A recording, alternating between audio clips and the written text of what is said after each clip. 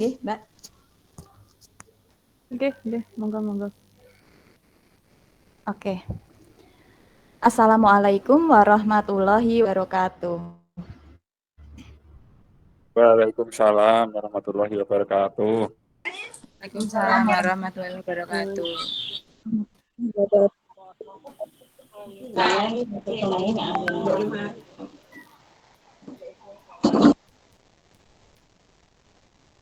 Selamat sore, salam sejahtera untuk kita semuanya. Puji dan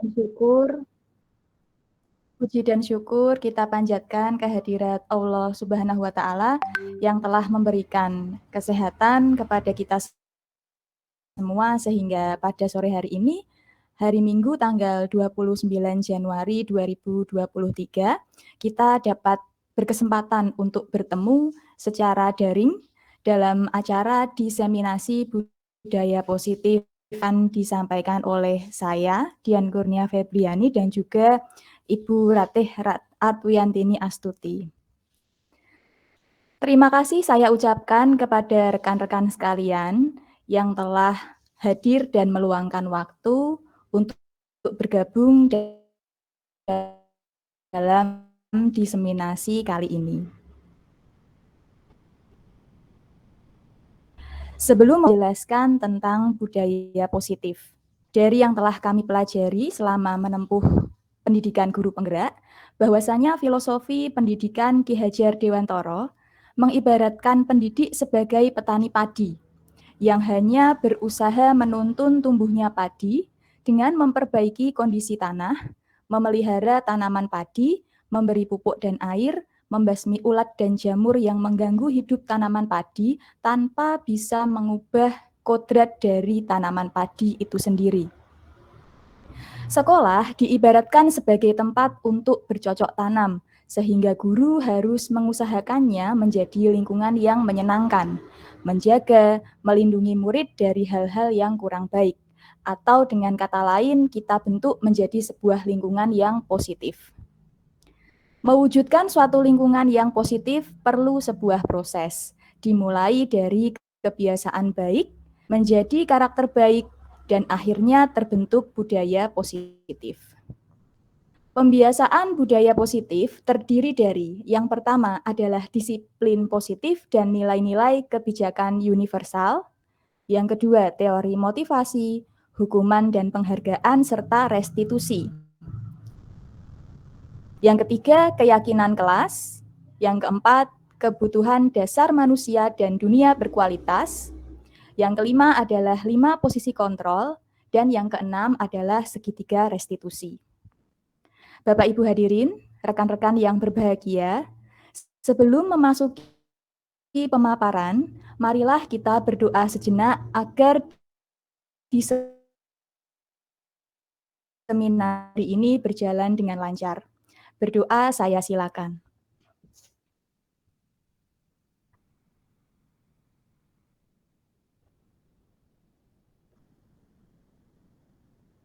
Terima kasih. Berdoa selesai. Baik, pemaparan tahap pertama, yakni tentang disiplin positif dan nilai-nilai kebijakan universal, teori motivasi, hukuman dan penghargaan serta restitusi, serta keyakinan kelas, akan disampaikan oleh Ibu Ratih Artwiyantini Astuti. Kepada beliau, waktu dan tempat, saya silakan. Oke, terima kasih Bu Dian. Selamat sore buat rekan-rekan. Assalamualaikum warahmatullahi wabarakatuh. Salam sejahtera bagi kita semua. Terima kasih teman-teman yang sudah meluangkan waktunya untuk bisa mengikuti diseminasi budaya positif yang kita berdua laksanakan secara luring pada kesempatan kali ini. Ini nanti akan ada 2 sesi ya Bu Dian ya. Yang pertama nanti disampaikan oleh saya, yang kedua nanti dilanjutkan dengan Bu Dian. Oke, izin share screen terlebih dahulu.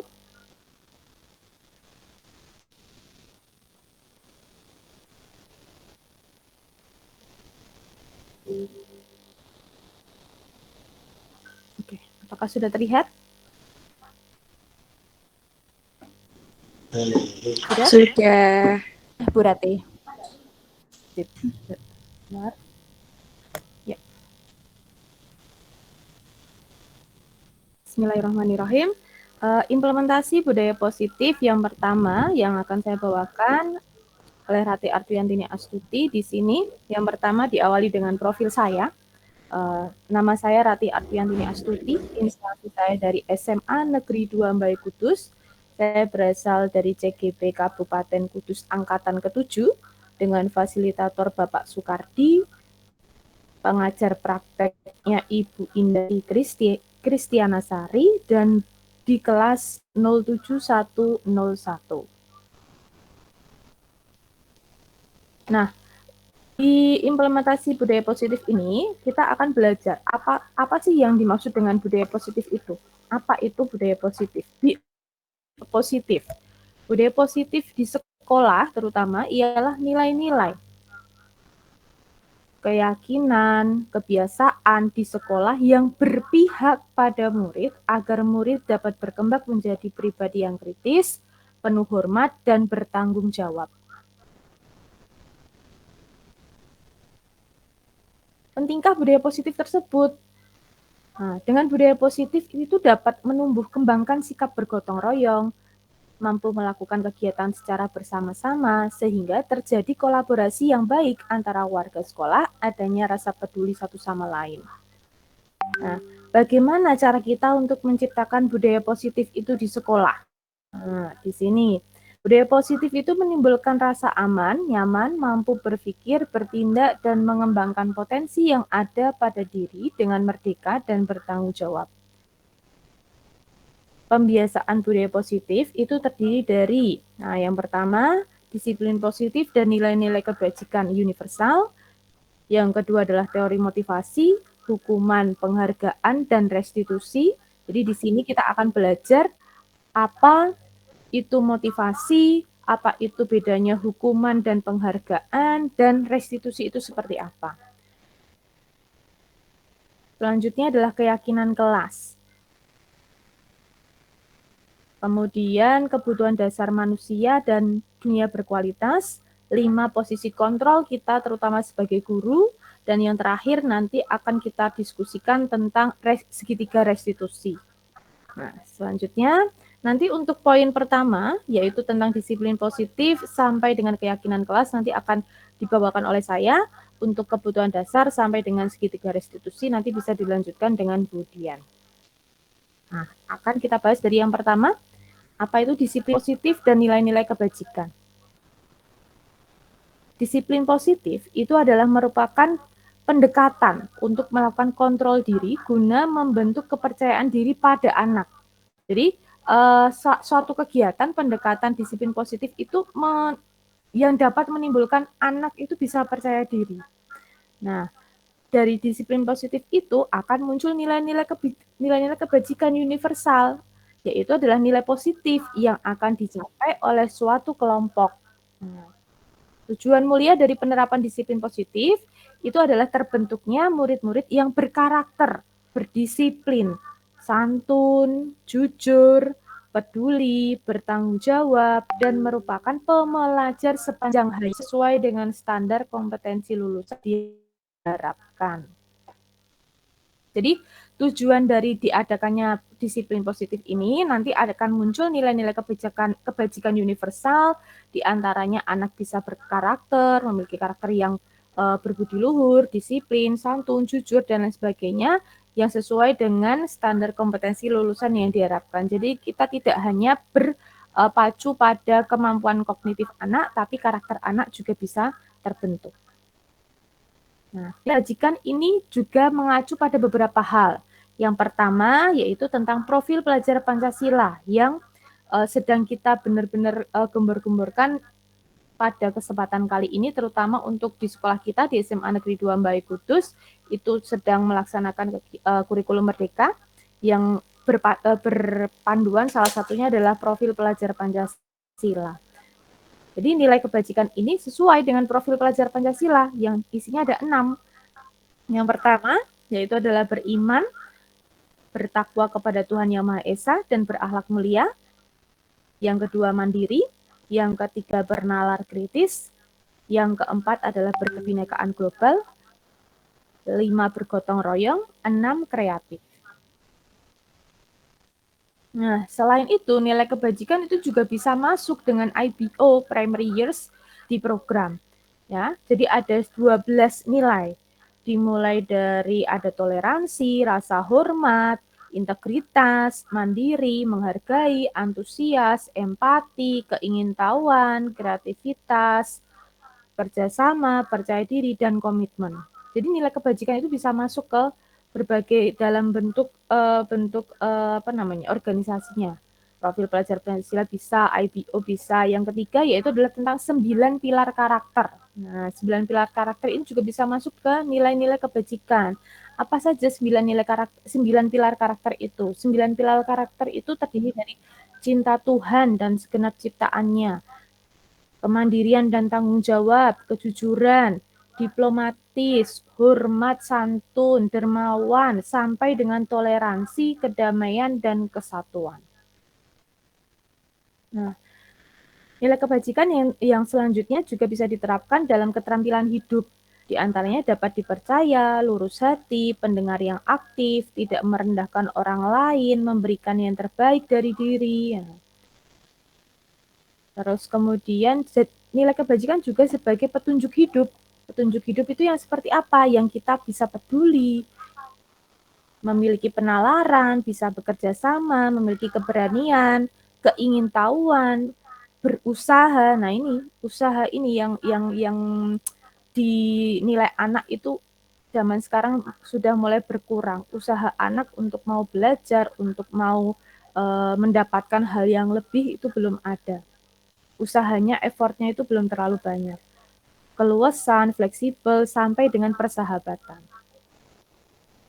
Nah, yang terakhir adalah the 7 essential virtue, yaitu dari empati, suara hati, kontrol diri. Nah, ini kontrol diri nanti hubungannya dengan peran kita sebagai guru dalam kontrol siswa, rasa hormat, kebaikan, toleransi, dan keadilan. Nah, proyek dari nilai-nilai kebajikan itu digambarkan dari peduli sampai dengan pengertian. Jadi ada banyak nilai-nilai kebajikan yang bisa kita tuai ketika di sekolah kita bisa menerapkan disiplin positif dengan baik. Namun memang susah, tapi tidak ada salahnya untuk dicoba. Nah, yang kedua yaitu adalah tentang teori motivasi, hukuman dan konsekuensi serta restitusi. Nah, kita harus bisa membedakan. Kita harus bisa membedakan kapan itu menjadi motivasi, apa itu hukuman dan konsekuensi, dan restitusi itu yang seperti apa. Nah, dimulai dari yang pertama, motivasi. Motivasi itu perilaku manusia, ya, perilaku manusia yang terdiri dari 3 hal, yaitu yang pertama, motivasi itu bisa muncul karena dia ingin menghindari ketidaknyamanan atau hukuman. Jadi ada kalanya anak itu seperti gini, anak mau mengerjakan tugas, mau mengerjakan PR, hanya karena dia agar tidak mau dihukum. Nah, itu juga termasuk motivasi. Karena dia tidak nyaman ketika dia dihukum. Nah, itu termasuk motivasi jenis pertama, yaitu motivasi untuk menghindari ketidaknyamanan atau hukuman. Motivasi jenis yang kedua yaitu adalah untuk mendapatkan imbalan atau penghargaan dari orang lain. Nah, ini yang biasa kita lakukan sebagai guru, termasuk saya juga di kemarin-kemarin seperti itu. Untuk anak bisa jadi aktif, ayo siapa yang mau maju, nanti ada tambahan nilai. Nah, biasanya seperti itu ya, ada imbalan atau penghargaan dari orang lain. Namun hati-hati ketika untuk motivasi jenis kedua ini jangan terlalu sering digunakan, nanti malah jadinya anak-anak mau untuk aktif hanya ketika diberikan imbalan atau penghargaan, bukan muncul dari dalam dirinya sendiri. Nah, jenis motivasi yang ketiga yaitu adalah untuk menjadi orang yang mereka inginkan dan menghargai diri sendiri dengan nilai-nilai yang mereka percaya. Nah, ini yang cukup sulit untuk memunculkan di anak, tapi itu memang tugas kita sebagai seorang guru untuk bisa terus memotivasi anak agar bisa menghargai diri sendiri, mau muncul keinginan dari dalam diri sendiri untuk bisa belajar, meraih cita-citanya, melakukan hal-hal positif. Nah, seperti itu. Nah, ini dari 3 tahapan ini, motivasi yang ketiga inilah yang paling tidak ada rasa tidak ada rasa tekanan. Nah, nih, silahkan ini nanti ada satu kuis bisa Bapak Ibu dicoba. Saya copy pastekan dulu. Nanti bisa dicoba kuisisnya. Ini ya.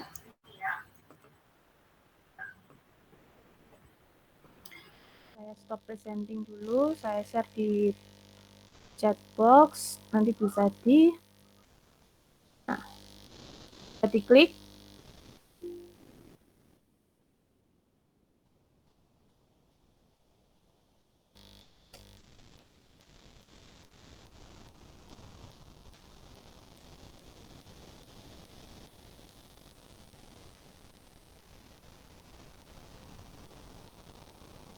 Sebentar.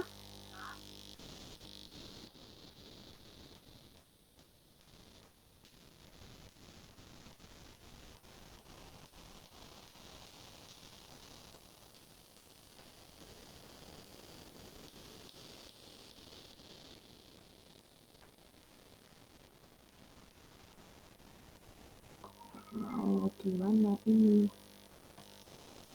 Oke.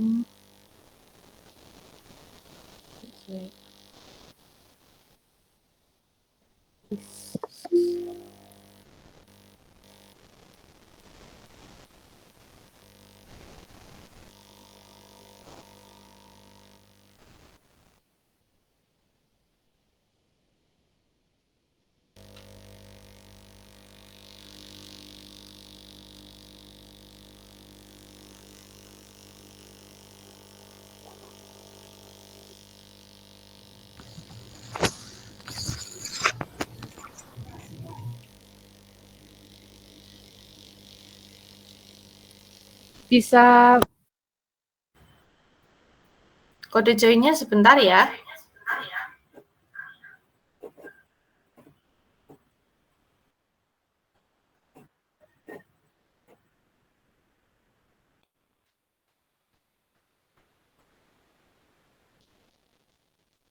Bentar, baru trouble.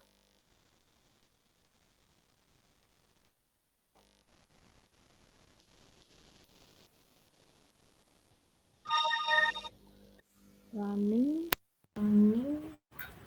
hukuman,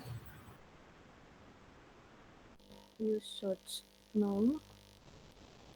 Bentar. Kesalahan saya tidak menyiapkan terlebih dahulu tadi.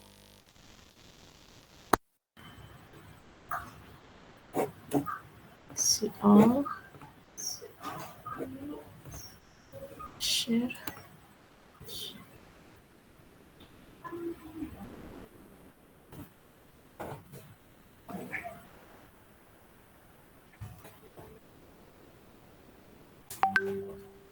Oke, pakai yang baru saja saya share bisa nggak?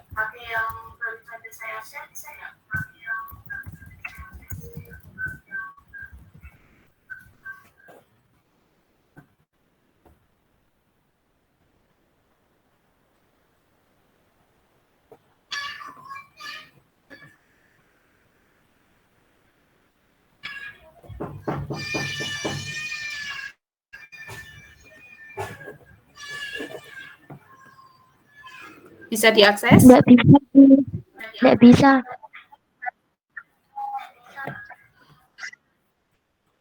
Oh, nggak bisa ya? Bisa tinggal masukkan. Oh, gini saja, sambil... Iya, sebentar.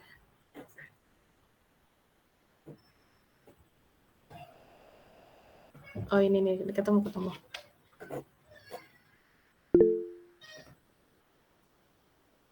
Oke, klasik ketemu sih. Continue.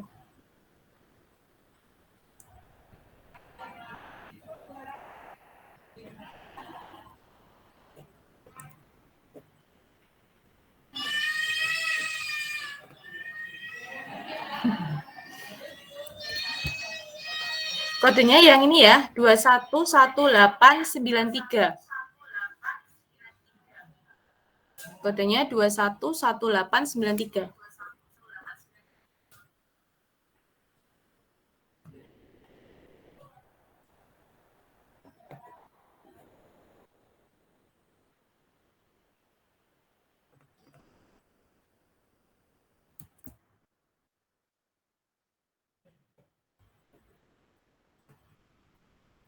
Yang sudah bisa join bisa langsung diakses.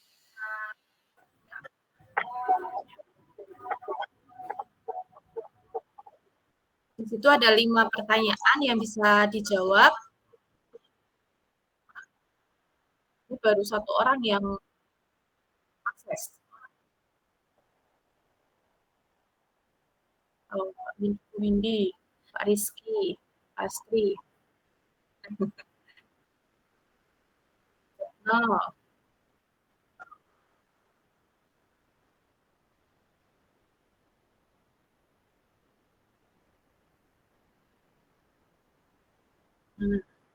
Nih, kelihatan ini nanti.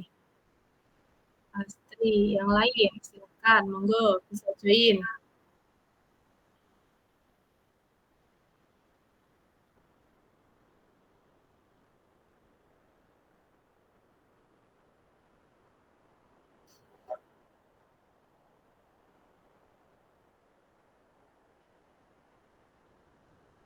Rifa.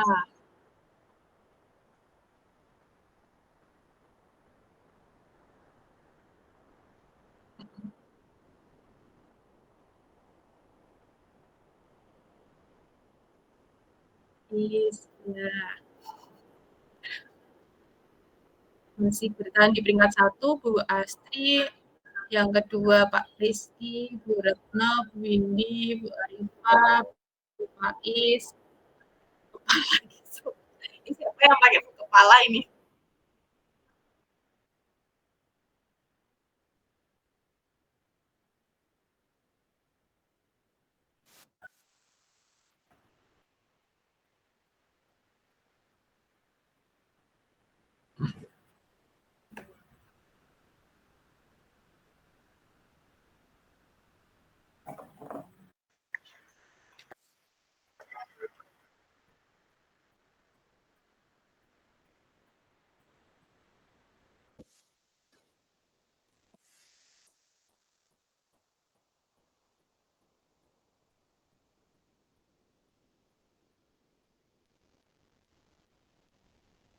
Saya berikan waktu 1 menit ya buat menyelesaikan.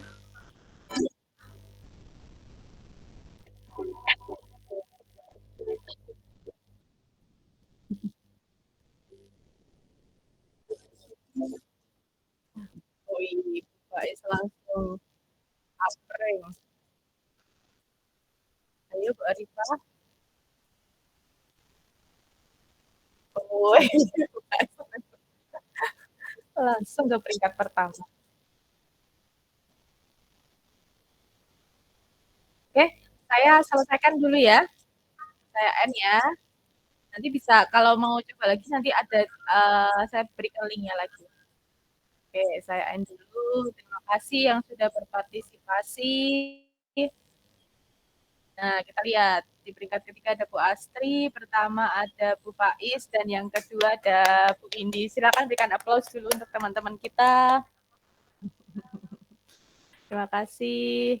Kita lanjutkan. Di situ tadi ada apa namanya ya? Satu sedikit ada 5 pertanyaan. Di situ kalian diminta untuk ada 1 pertanyaan, kalian diminta untuk membedakan itu termasuk hukuman atau konsekuensi. Agak bingung ya membedakan mana yang hukuman, mana yang konsekuensi.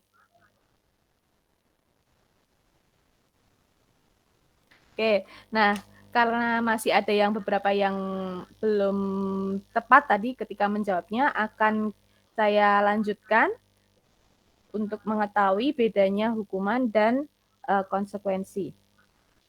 Oke, dari yang pertama, hukuman. Hukuman itu bersifat tidak terencana atau tiba-tiba. Anak atau murid tidak tahu apa yang akan terjadi dan tidak dilibatkan.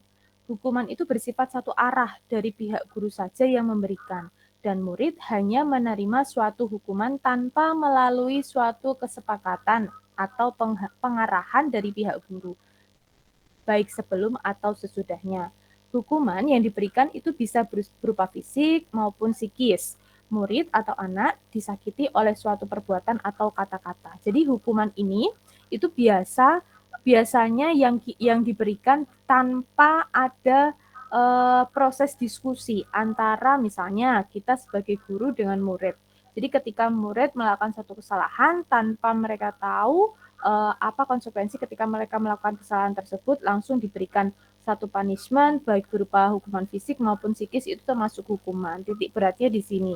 Jadi murid hanya menerima suatu hukuman tanpa melalui suatu kesepakatan atau pengarahan dari pihak guru. Jadi dia taunya hanya dikasih hukuman saja, tidak tahu, tidak ada penjelasan terlebih lanjut dari guru tersebut atau dari pihak yang memberikan hukuman bahwa kesalahannya apa, terus dia konsekuensinya seperti apa, itu tidak ada. Jadi hukuman itu hanya satu arah, dia hanya menerima saja.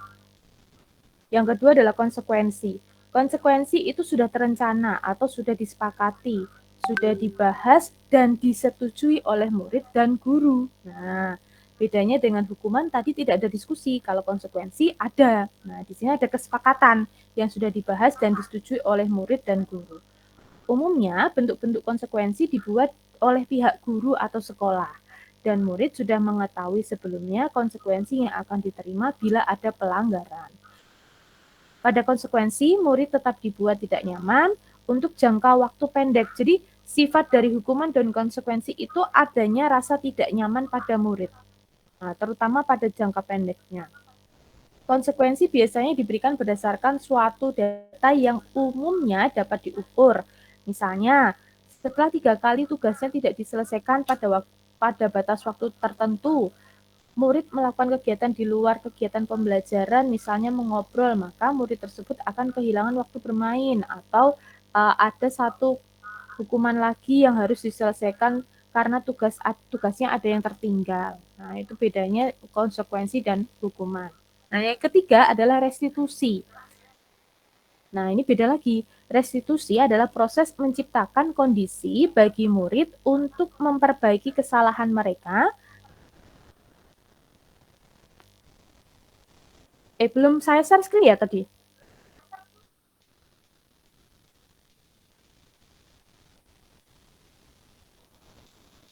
Belum, Bu Rate. Maaf. Yuk. Oh iya.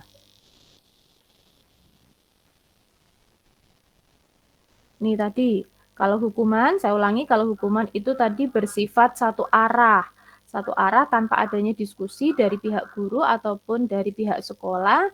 Jadi anak taunya hanya diberikan satu punishment, baik berupa fisik maupun psikis. Kalau konsekuensi itu adalah titik poinnya adalah di sini, sudah terencana atau sudah disepakati, sudah ada pembahasan yang disetujui oleh murid dan guru. Umumnya bentuk konsekuensi itu dibuat oleh sekolah. Nah, bedanya antara hukuman dan konsekuensi tersebut. Nah, yang ketiga di sini adalah restitusi. Restitusi beda lagi dengan hukuman maupun konsekuensi ataupun motivasi. Karena restitusi itu adalah proses menciptakan kondisi bagi murid untuk memperbaiki kesalahan mereka, sehingga mereka bisa kembali pada kelompok mereka dengan karakter yang lebih kuat dan lebih baik. Restitusi juga merupakan proses kolaboratif yang mengajarkan murid untuk mencari solusi untuk masalah mereka dan membantu murid berpikir tentang orang seperti apa yang mereka inginkan dan bagaimana yang harus mereka memperlakukan orang lain. Jadi di restitusi ini kita terutama sebagai guru itu memfasilitasi anak sebagai fasilitator anak. Jadi kita tidak hanya menjudge anak, oh kamu tuh tidak bisa, bukan seperti itu. Kenapa anak tidak bisa? Kita berdiskusi. Kamu nggak bisa di bagian A. Nah, kira-kira kenapa? Kekuranganmu apa? Kita cari solusinya bareng-bareng. Nah, lebih ke situ kalau restitusi. Jadi tidak hanya menjudge, tapi seorang guru juga mencari solusinya bersama dengan anak tersebut.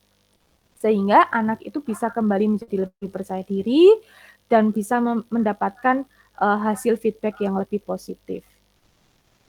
Nah, yang ketiga, yang terakhir, yaitu adalah keyakinan kelas.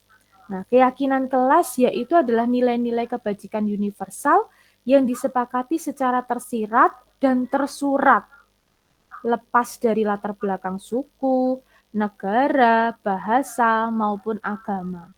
Nilai-nilai kebajikan bahwa menekankan pada keyakinan seseorang akan lebih memotivasi seseorang dari dalam. Jadi di nilai kebajikan keyakinan kelas ini kesepakatan tentang isinya kesepakatan di dalam kelas yang berisi tentang nilai-nilai kebajikan yang memotivasi seseorang atau murid tersebut untuk lebih termotivasi dari dalam dirinya sendiri tanpa adanya paksaan. Nah, ini yang sudah saya lakukan di kelas terutama di kelas saya di 10E5. Di sini kita mendiskusikan bareng-bareng, ada 2 anak yang menulis dengan mendiskusikan bareng-bareng satu kelas, keyakinan kelas apa yang mereka inginkan di kelas itu seperti apa. Nah, kita diskusi bareng-bareng, saling mengemukakan pendapat, kemudian ditulis agar ingat, kemudian dibuat pamflet seperti ini. Nah, hasilnya seperti ini. Yang pertama, tentang kerjasama. Nah, kerjasama kami meyakini saling bekerja sama menjaga kebersihan. Nah, di sini tujuannya anak-anak agar kelasnya tetap bersih. Nah, biasanya kalau ditata tertib, kalau kelas itu kan tujuannya jagalah kebersihan. Nah, ini kalau keyakinan kelas itu dibuat dengan kalimat yang lebih positif. Yang kedua adalah menghargai dan menghormati. Di sini kami meyakini untuk saling peduli, menghargai dan membantu satu sama lain. Jadi ketika ada temannya yang kesusahan, ada temannya yang kesulitan dalam hal pembelajaran, memahami materi, nah kita keinginan anak-anak itu mereka saling membantu, adanya belajar kelompok atau yang lainnya. Yang ketiga yaitu adalah disiplin. Disiplin di sini kami meyakini dapat mengerjakan tugas tepat waktu. Nah, harapan di kelas 10E5 itu adalah agar anak-anak bisa mendapatkan tugas, ketika mendapatkan tugas-tugas dari Bapak Ibu Guru dapat diselesaikan sesuai dengan tepat waktu. Yang keempat adalah tanggung jawab. Kami meyakini bisa menjaga dan meletakkan barang sesuai dengan tempatnya. Jadi sesuai dengan tata letaknya, jadi tidak semrawut. Nah, yang terakhir adalah keaktifan. Kami meyakini mampu tepat waktu dan aktif di kelas. Nah, ini adalah salah satu contoh dari keyakinan kelas di kelas 10E5 yang terdiri dari 5 dari nilai-nilai kebajikan kerjasama, menghargai, menghormati, disiplin, tanggung jawab, dan keaktifan. Nanti Bapak Ibu Guru bisa mengaplikasikan di kelas masing-masing. Nah, sepertinya tuh kita sudah pernah melakukan ketika di awal semester seperti kesepakatan. Namun kesepakatan itu kan lebih kepada apa ya, kalimatnya yang harus kita rubah untuk menjadi keyakinan kelas. Nah, untuk sesi pertama saya cukupkan sampai sini, bisa dilanjutkan dengan Budian untuk sesi kontrol, tiga restitusi, dan dasar hidup manusia. Terima kasih untuk waktunya. Saya bisa dilanjutkan ke Budian. Assalamualaikum warahmatullahi wabarakatuh. Waalaikumsalam warahmatullahi wabarakatuh. Terima kasih untuk Bu Ratih. Untuk sesi selanjutnya, untuk sesi selanjutnya akan saya lanjutkan. Saya mohon izin untuk share screen terlebih dahulu.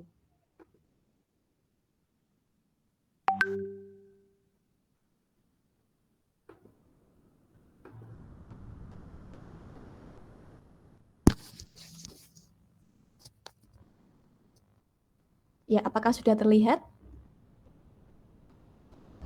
Sudah. Sampun. Oke. Ya, terima kasih.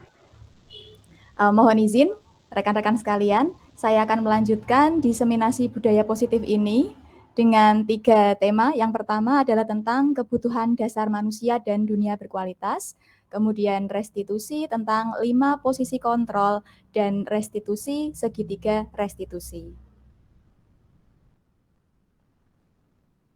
Sebelumnya perkenalkan, saya Dian Kurnia Febriani, instansi SMA Negeri 2 Mbae.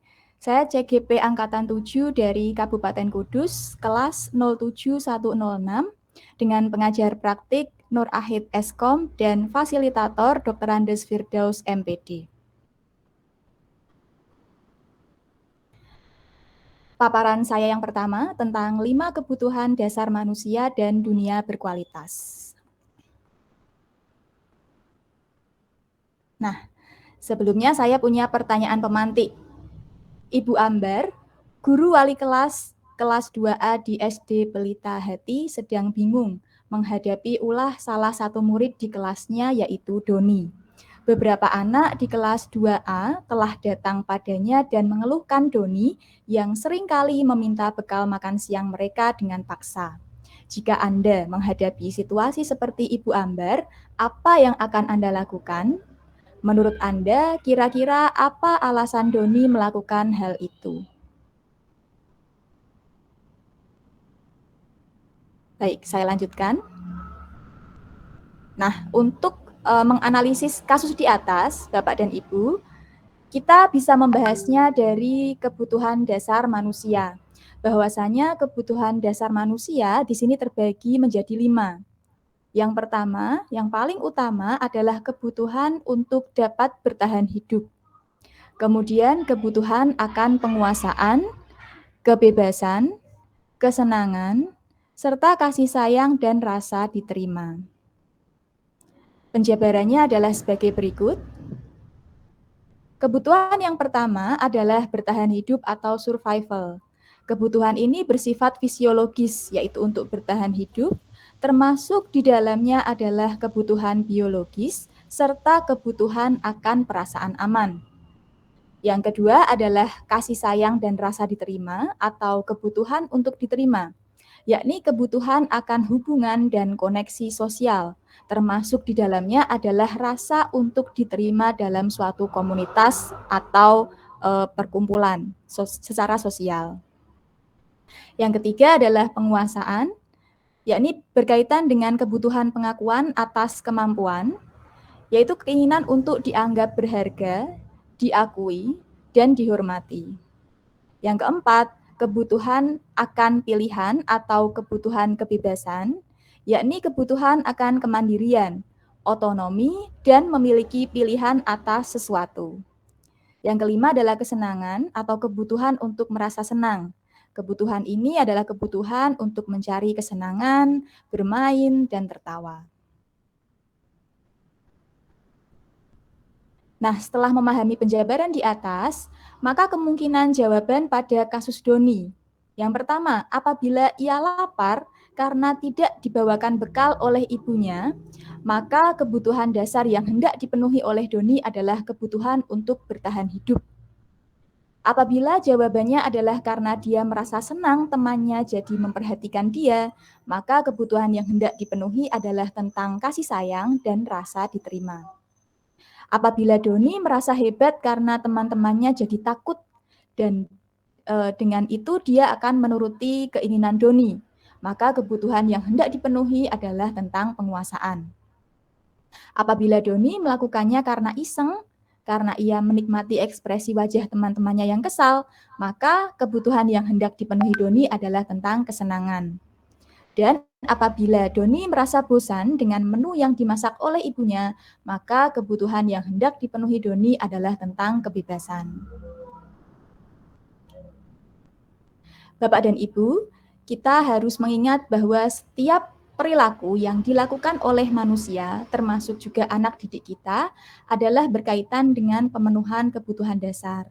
Apabila suatu perilaku tidak sesuai dengan nilai-nilai atau kesepakatan, maka bisa jadi perilaku tersebut dilakukan dalam rangka untuk memenuhi salah satu atau lebih kebutuhan yang tidak atau belum bisa mereka penuhi.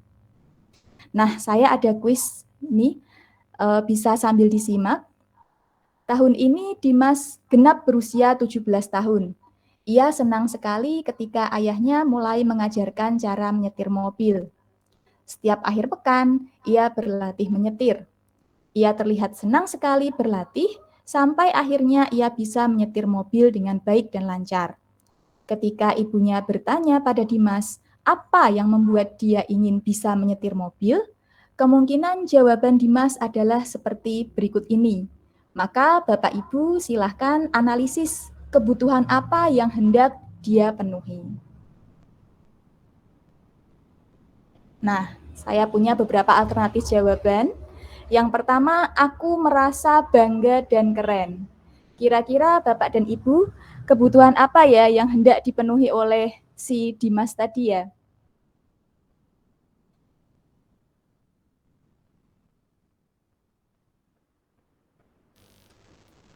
Tulisannya nggak kelihatan, Bu, ke bawah. Oh, belum kelihatan. Oh ya, sebentar.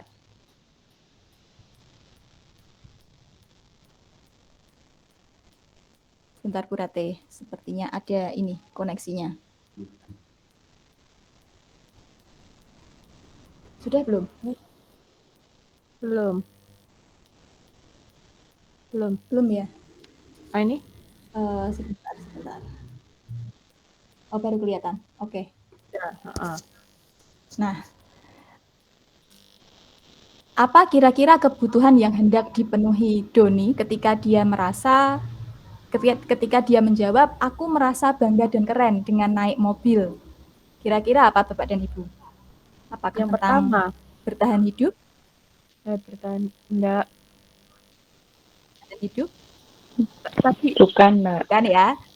mungkin bisa Tolong dibuka Budian. lagi slide yang tadi, Ya. Mbak. Oke, Bu. Slide Oke. yang tadi. Naikkan ke atas ya. Baik. Ya. Aku Tadi. merasa bangga dan keren. Aku merasa bangga dan keren.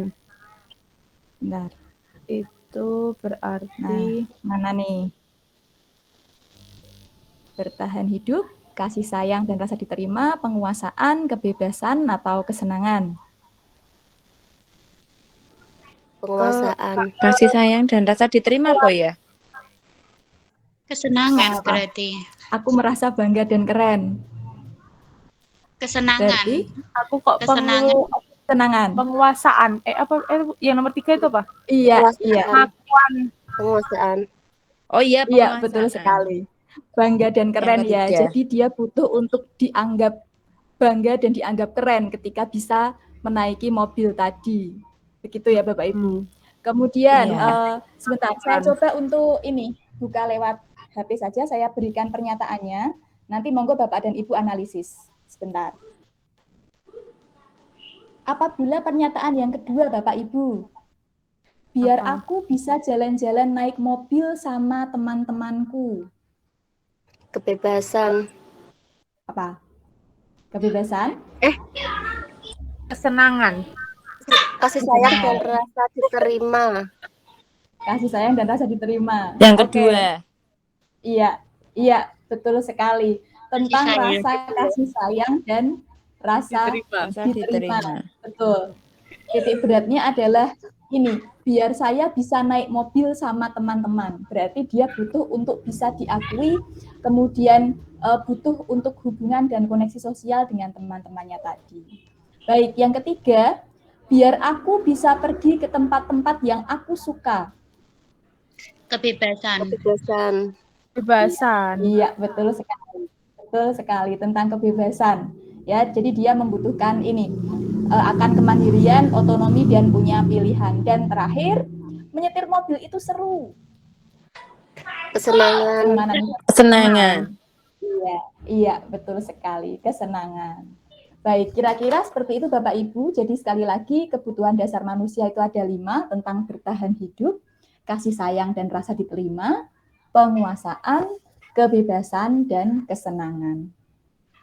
Saya izin lanjutkan kembali sebentar.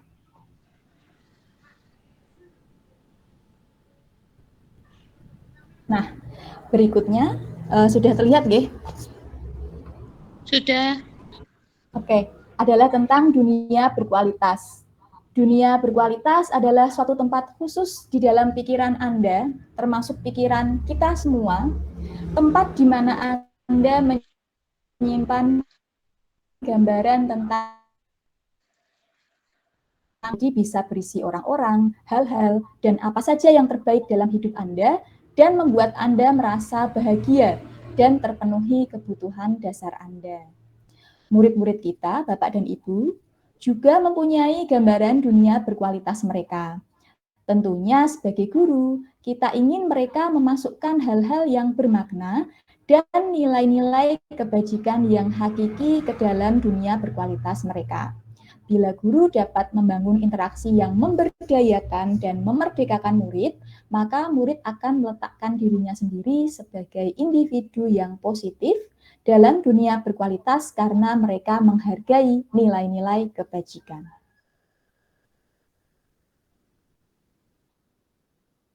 Ya, saya lanjutkan ke pemaparan kedua tentang 5 posisi kontrol.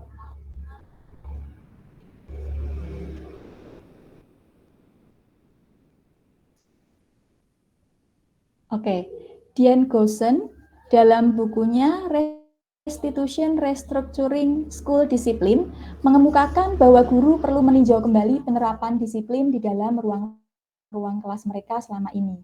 Melalui serangkaian riset dan berdasarkan pada teori kontrol dari Dr. William Glasser, Goosen berkesimpulan ada 5 posisi kontrol yang diterapkan oleh seorang guru, orang tua, ataupun atasan dalam melakukan kontrol.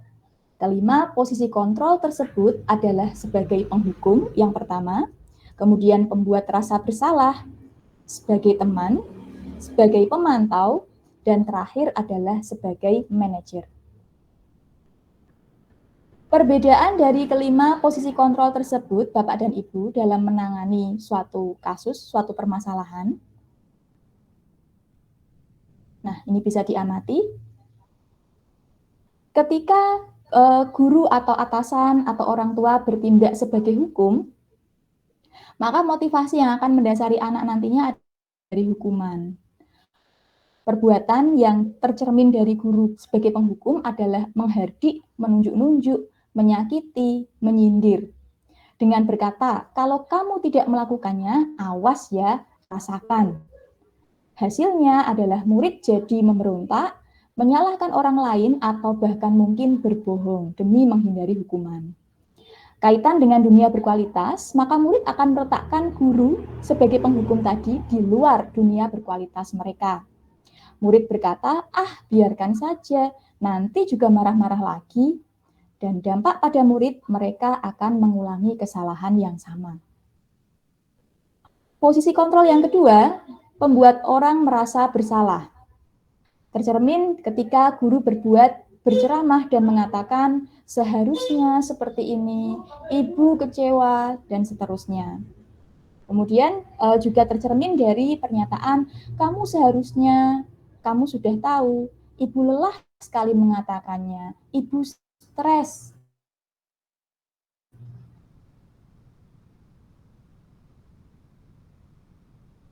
Hasilnya adalah murid dapat menjadi orang berkualitas, murid akan meletakkan guru di dalam dunia berkualitas. Murid akan berkata, maafkan saya, dan dampaknya pada murid adalah mereka menjadi merasa rendah diri.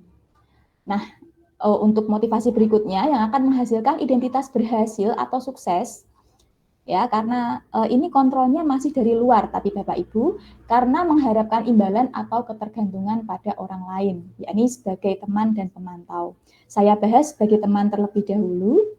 Guru akan membuatkan alasan-alasan untuk muridnya dengan berkata, misalkan, ayolah, lakukan demi ibu. Masa kamu tidak mau? Ingat tidak, ibu pernah bantu. Hasilnya adalah akan terjadi ketergantungan. Murid akan meletakkan guru sebagai orang yang sangat penting di dunia berkualitas. Murid akan berkata, saya pikir Bapak Ibu teman saya, ternyata begitu.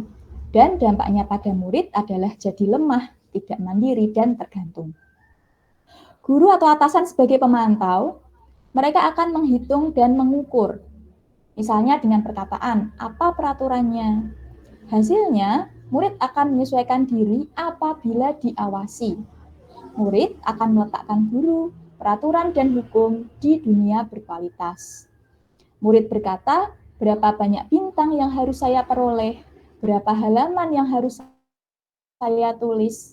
Dan dampaknya adalah menitik beratkan pada sanksi atau hadiah untuk dirinya.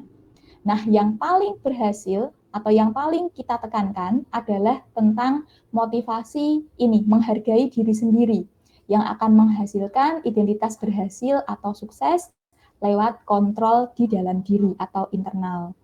Yakni guru atau atasan sebagai manajer. Guru akan berbuat, dia akan mengajukan pertanyaan-pertanyaan, misalnya, apa yang kita yakini? Apa yang bisa kau kerjakan untuk memperbaiki masalah ini? Hasilnya adalah menguatkan pribadi. Murid akan meletakkan dirinya sebagai individu yang positif di dalam dunia berkualitas. Murid akan berkata, bagaimana caranya agar saya bisa memperbaiki keadaan? Dan dampaknya pada murid, mereka dapat belajar mengevaluasi diri dan bagaimana cara mereka memperbaiki diri. Ya, jadi ada 5, Bapak dan Ibu, sekali lagi, posisi sebagai penghukum. Kemudian pembuat orang merasa bersalah atau pembuat rasa bersalah. Yang ketiga sebagai teman, sebagai pemantau, yang keempat. Dan yang terakhir yang paling baik dan yang paling dianjurkan adalah sebagai seorang manajer. Nah, saya punya kuis lagi. Siapa yang mengatakan atau posisi kontrol mana di antara 5 tadi yang sering mengucapkan pernyataan atau pertanyaan yang tersedia? Nah, sudah terlihat ya. Oke. Yang pertama, coba. Saya kecewa sekali dengan kamu. Kira-kira ini tentang posisi kontrol apa, Bapak dan Ibu? Berarti yang kedua itu apa? Yang kedua Teman. apa? Teman? Perlu Bukan, digeser lagi atau enggak usah nih? digeser lagi. Geser. Oke, geser lagi ya. Oke, nanti saya bacakan lagi. Yuk, monggo. Pembuat rasa Buat bersalah. orang merasa bersalah. Saya kecewa sekali dengan kamu. Berarti? Membuat orang merasa bersalah. Iya, betul sekali. Membuat orang merasa bersalah. Oke, kemudian pernyataan yang kedua. Karena kamu terlambat, sekarang pungut sampah-sampah itu. Hukum. Yang mana? Hukum. Iya, sebagai penghukum ya, betul sekali. Karena tiba-tiba harus dihukum dengan memungut sampah-sampah. Kemudian yang ketiga, berapa poin pelanggaran jika kamu datang terlambat? Hukum. Pemantau. Berapa poin pelanggaran jika kamu datang terlambat? Itu berarti pemantau. Iya, betul sekali. Sebagai seorang pemantau, karena ada pengukur dan penghitung, gitu ya. Berapa poin? Iya. Tuh. Kemudian pertanyaan selanjutnya, apa yang bisa kamu upayakan agar besok tidak lagi datang terlambat? Manajer. Manajer, betul sekali. Jadi siswa atau murid diberi kesempatan untuk mengevaluasi dan memperbaiki diri. Dan yang terakhir, ayolah datang ke sekolah lebih awal demi ibu. Teman. Iya, sebagai teman. Baik, terima kasih Bapak dan Ibu. Saya izin kembali ke slide yang tadi.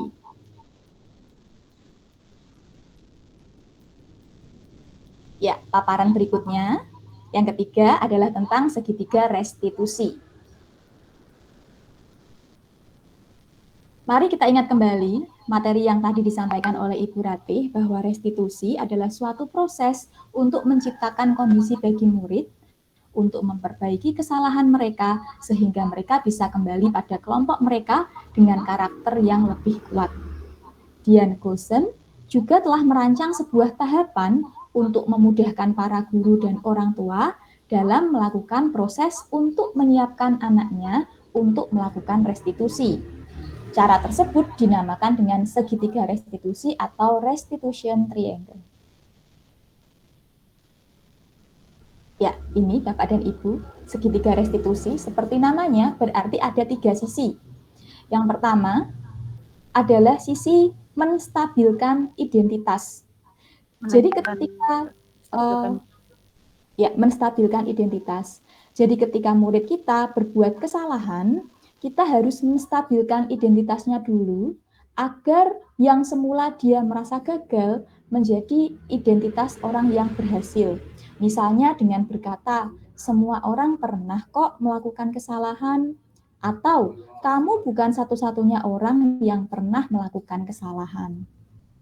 Kemudian, yang kedua adalah validasi tindakan yang salah, Bapak dan Ibu. Validasi tindakan yang salah dapat dilakukan dengan menanyakan, kamu tentu punya alasan mengapa melakukan itu. Atau, adakah cara yang lebih efektif untuk mendapatkan apa yang kamu butuhkan? Kemudian sisi yang terakhir adalah menanyakan keyakinan. Menanyakan keyakinan dapat ditanyakan dengan misalnya, keyakinan kelas apa yang telah kita sepakati? Atau kamu ingin menjadi orang yang seperti apa? Seperti itu. Nah, ini penjelasannya. Menstabilkan identitas atau stabilize the identity, mengubah identitas anak dari orang yang gagal karena melakukan kesalahan menjadi orang yang sukses. Kemudian validasi tindakan yang salah atau validate the misbehavior. Kita harus memahami bahwasannya kebutuhan dasar yang mendasari anak berbuat kesalahan. Menurut teori kontrol, semua tindakan manusia, baik itu baik ataupun buruk, pasti memiliki maksud atau tujuan tertentu. Ketika kita menolak anak yang berbuat salah, dia akan tetap dalam masalah. Yang diperlukan adalah kita memahami alasan mereka melakukan hal tersebut sehingga anak tersebut merasa dipahami. Yang ketiga adalah menanyakan keyakinan atau seek the belief. Ketika langkah pertama dan langkah kedua telah sukses dilakukan, maka anak akan siap untuk dihubungkan dengan nilai-nilai yang dia percaya dan berpindah menjadi orang yang dia inginkan. Penting untuk menanyakan ke anak tentang kehidupan ke depan yang dia inginkan. Ya, ini sebentar. Saya kemarin melakukan ini tentang segitiga restitusi. Apakah suaranya terdengar, Bapak dan Ibu? Belum. Belum, Bu. Belum? Oh Belum, iya, belum. sebentar. 100%.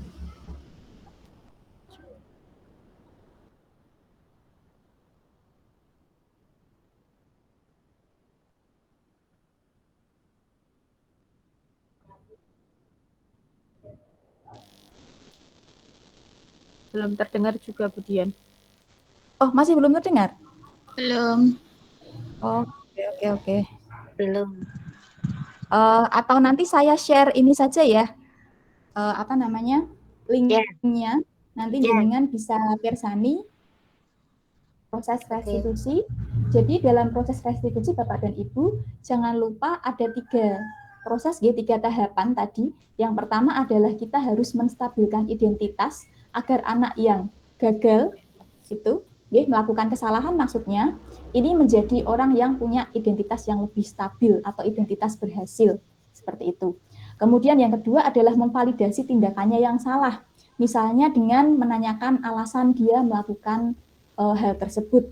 Kemudian bagaimana cara yang lebih efektif supaya kebutuhannya itu tentang kebutuhan dasar tadi bisa terpenuhi. Dan yang terakhir adalah tentang menanyakan keyakinannya. Jadi keyakinan apa yang telah disepakati dan kamu itu ingin menjadi orang yang seperti apa. Itu. Jadi ada 3 sisi dalam segitiga restitusi. Sebentar saya izin untuk membubuhkan ini tadi, linknya di chat. Nanti bisa dipirsani Bapak dan Ibu. Sudah. Oke. Sudah muncul di kolom chat, nggih? Sudah. Sampun, Ibu. Oke, terima kasih Bapak dan Ibu. Demikian pemaparan sesi kedua dari saya. Berikutnya kita ada tanya jawab. Monggo. Jikalau Bapak dan Ibu ada pertanyaan tentang bahan diseminasi dari kami tadi. Sudah cukup jelas. Terima kasih, Bu. Jelas. Oke, Jelas, Bu.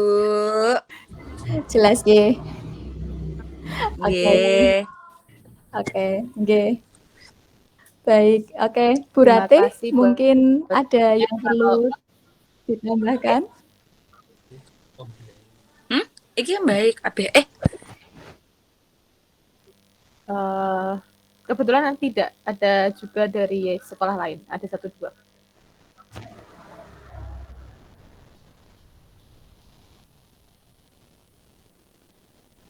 Ada yang mau di-sharing, teman-teman, Bapak Ibu guru? Atau mungkin kita diskusikan ketika jenengan menghadapi masalah apa? Tapi kita diskusinya ya sebatas Sharing. kemampuan kita. Oke. Sampun cukup ya? Cekal.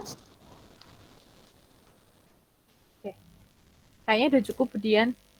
Oke. Oke. Bisa ditutup, Budian, Baik. kalau tidak kelanjutan lagi. Oke, Biar baik. teman-teman bisa melanjutkan aktivitasnya. Aktivitas. Oke. Oke.